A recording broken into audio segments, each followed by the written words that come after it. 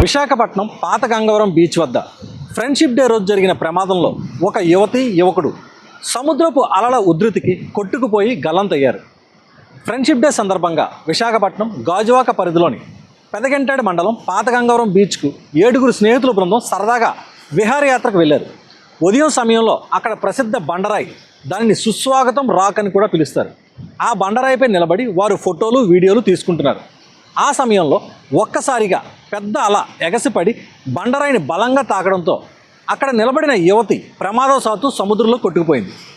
ఆమె కొట్టుకుపోతుండడం చూసి ఆమెను కాపాడడానికి ఆమె స్నేహితుడైన యువకుడు వెంటనే సముద్రంలోకి దూకాడు. అయితే సముద్రంలో కరెంట్ వేవులు చాలా బలంగా ఉండడంతో ఇద్దరు నీటి ప్రవాహంలో కొట్టుకుపోయారు.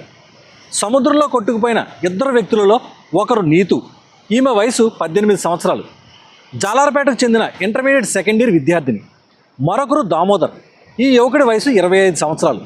పెందుతుకు చెందిన యువకుడు, ఇతనికి కొద్ది రోజుల్లోనే పెళ్లి జరగాల్సి ఉందని సమాచారం. ప్రమాదం జరిగిన వెంటనే సమాచారం అందుకున్న న్యూ పోర్ట్ పోలీస్ స్టేషన్ పరిధిలోని పోలీసులు ఘటనా స్థలానికి చేరుకున్నారు. పోలీసులు, కోస్ట్ గార్డ్ సిబ్బంది మరియు స్థానిక లైఫ్ గార్డులు నిపుణులైన ఈతగాళ్లతో కలిసి సముద్రంలో గల్లంతైన వారి కోసం తీవ్రంగా గాలింపు చర్యలు చేపట్టారు. ఈ ప్రమాదంపై పోలీసులు కేసు నమోదు చేసి వారితో పాటు వచ్చిన మిగిలిన స్నేహితులను విచారించి వివరాలు సేకరించారు.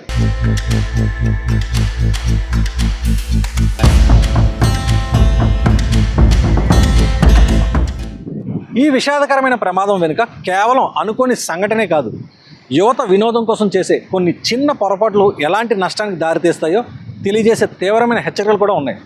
ప్రమాదం జరిగిన రోజు ఎంతో ప్రత్యేకమైనది.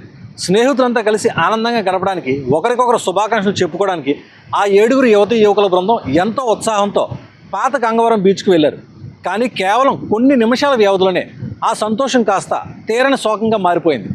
ఒక ప్రత్యేకమైన రోజున ప్రాణ స్నేహితుల కళ్ళ ముందే ఇద్దరు వ్యక్తులు నీటిలో కొట్టుకుపోవడం వారి జీవితాల్లో ఎప్పటికీ మర్చిపోలేని ఒక పెద్ద గాయంగా మిగిలిపోతుంది. సుస్వాగతం రాక్ ఒక క్రేజీ స్పాట్ మరియు ప్రమాదకరం. ఈ ప్రమాదం సుస్వాగతం రాక్పై జరిగింది. సాధారణంగా పర్యాటకులు సముద్రంలోకి పొడుచుకు వచ్చినట్లు ఉండే ఇలాంటి రాళ్లపై నిలబడడానికి అమితంగా ఇష్టపడతారు. ఈ రోజుల్లో యువత ఫోటోలు, ఇన్స్టాగ్రామ్ రీల్స్, సెల్ఫీల కోసం సహజమైన మరియు సాహసోపేతమైన ప్రదేశాలను ఎంచుకుంటున్నారు. ఇందులో భాగంగానే ఆ ప్రమాదకరమైన ఆ బండరాయిపై నిలబడినప్పుడు సముద్రం ప్రశాంతంగా ఉన్నట్లు కనిపించి ఉంటుంది. కానీ సముద్రపు అలలు ఎప్పుడు ఏ వైపు నుంచి ఉవ్వెత్తున ఎగసిపడతాయో ఊహించడం అసాధ్యం. నీతు ఆ రాతిపై ఫోటోలకు ఫోజులు ఇస్తున్న తరుణంలోనే ప్రకృతి ఒకే ఒక్క అల రూపంలో విరుచుకుపడింది.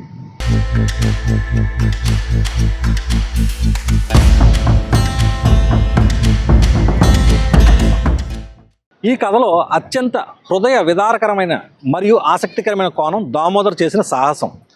18 ఏళ్ల నీతు సముద్రంలో పడిపోగానే తన ప్రాణాల గురించి ఆలోచించకుండా ఆమెను ఎలాగైనా కాపాడాలనే ఒకే ఒక్క ఉద్దేశంతో 25 ఏళ్ల దామోదర్ సముద్రంలోకి దూకాడు.